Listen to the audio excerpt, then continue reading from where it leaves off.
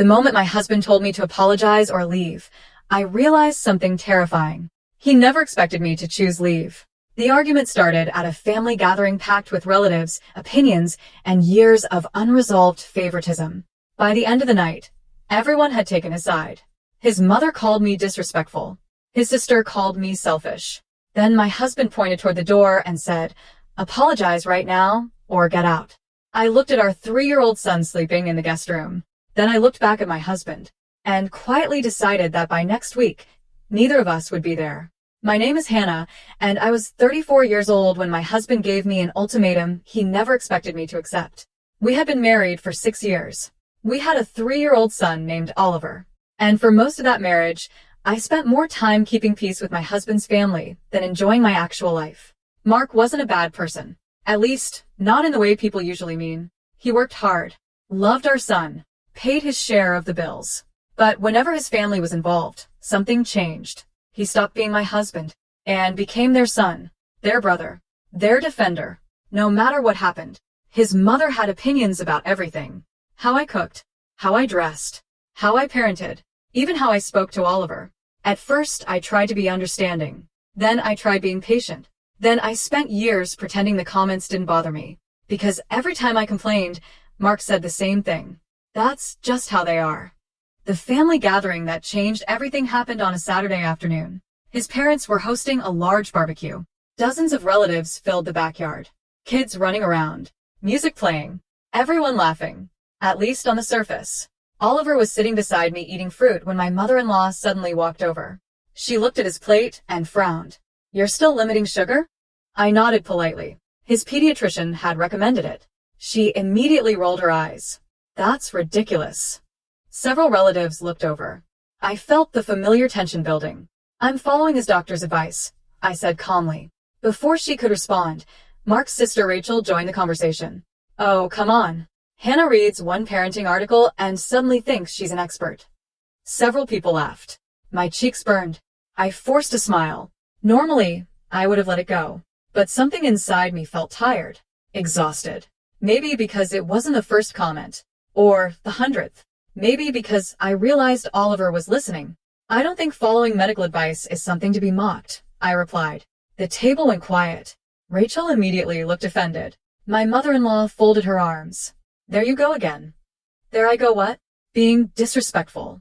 The word hit me like a slap. Disrespectful. Because I defended myself. Around us, relatives began joining the conversation. Everyone had an opinion. Everyone suddenly became an expert on my behavior. The story transformed within minutes. I wasn't defending myself anymore. I was apparently attacking the family. I looked at Mark, waiting, hoping, expecting him to say something. Anything. A simple sentence. "Hannah has a point. Let's move on." Enough. Instead, he sat there silently, watching, and somehow that hurt even more. Then Rachel made another comment. Something about how difficult I always made family events. That was when I finally pushed back. Not yelling, not insulting anyone, just telling the truth. I explained how years of criticism had affected me, how exhausting it was, how tired I was of being the family's favorite target. The reaction was immediate. Everyone turned on me. Every single person, including Mark. He stood up, his face tight with frustration. "Hannah, stop." I stared at him. "No." The backyard became silent. Mark looked embarrassed, angry, cornered. Then he said the words that changed my life. "Apologize right now, or get out." For a moment, nobody moved. Nobody spoke. I looked around the table. Every face expected the same thing. They expected surrender. They expected me to apologize, like I always had before. Instead, I stood up, walked inside, collected Oliver's things, and left. No argument. No dramatic speech. No tears. Just silence. That night, after putting Oliver to bed, I sat alone in the kitchen replaying the entire day. And for the first time, I saw the truth. The problem wasn't that argument. The problem was 6 years of arguments. 6 years of being expected to absorb every insult for the sake of peace. Around midnight, I remembered something. 3 years earlier, an old friend living overseas had offered me a position at her company. At the time, I declined. The next morning, I sent her a message. I didn't expect much. She replied within an hour. The position was still available. The company had expanded, and they needed someone immediately. 3 days later, after several long conversations and careful planning, I opened my laptop. Then I bought 2 tickets. One for me, one for Oliver. As the confirmation email arrived, I stared at the screen for a long time. For the first time in years, I wasn't asking anyone for permission. And nobody in my husband's family had any idea what was coming. The hardest part wasn't buying the tickets. The hardest part was staying quiet afterward. For the next 2 weeks, I acted completely normal. I took Oliver to preschool, went to work, answered messages, made dinner, smiled when people expected me to smile. Meanwhile, I was rebuilding my future one checklist at a time. My friend Sophia helped me arrange everything. The position she offered wasn't a dream job. It was something better, a fresh start. The company was located in New Zealand, and after several interviews, they formally offered me the role. I accepted. Then I spent days handling practical details. Housing, paperwork, school options for Oliver, financial planning. Everything was done carefully and legally. Every decision revolved around one question. Would this create a healthier life for my son? If the answer was yes, I moved forward. If the answer was no, I didn't. During that same period, Mark behaved exactly as I expected. He assumed I would eventually apologize. At first, he barely mentioned the argument. Then he started sending messages. Short ones. You ready to talk? We should move past this. Mom feels bad. That last one almost made me laugh. Not because it was funny, because nobody seemed concerned about how I felt. Only how everyone else felt. His mother called repeatedly. Rachel sent texts about family unity. Several relatives reached out. All of them wanted peace. None of them wanted accountability. I stopped arguing, stopped defending myself, stopped explaining. Silence turned out to be surprisingly powerful. People can't twist your words when you stop giving them words to twist.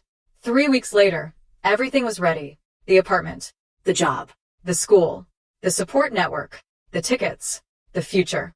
The night before our departure, Mark came home carrying takeout from my favorite restaurant, an old peace offering, one that usually worked.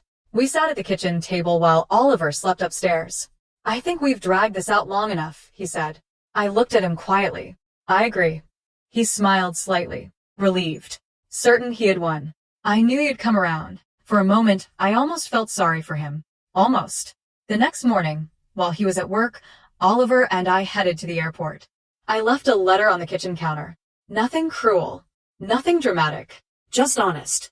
I explained why I was leaving, what needed to change, and why I refused to keep teaching our son that disrespect should be tolerated to keep other people comfortable.